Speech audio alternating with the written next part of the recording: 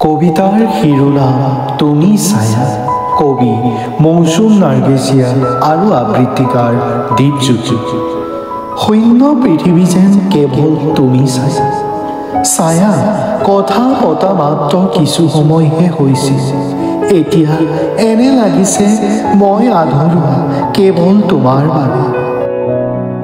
দিনটোৰ ব্যস্ততাৰ অন্তত ভাগৰি নপৰাকে মাথো তুমি ছায়া। উফ, কি যে তোমাৰ মিঠা মাত। আলসুৱা বতাহ এজাকে যেন মোক ছাতি মাৰি ধৰিছে তোমাৰ প্ৰেমে।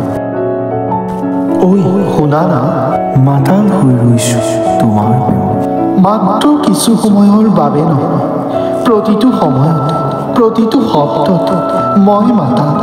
তোমাক মোৰ বুকুৰ মাজত চাপ মাৰি লৈ ক'ব বিচাৰো তোমাক কিমান ভাল পাওঁ।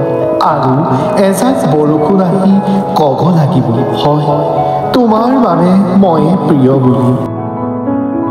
মোৰ শূন্য বুকুত যে তুমি কবিতা সৃষ্টি কৰিছা, এটি আবেগ আৰু এটি অনুভৱে মৰম।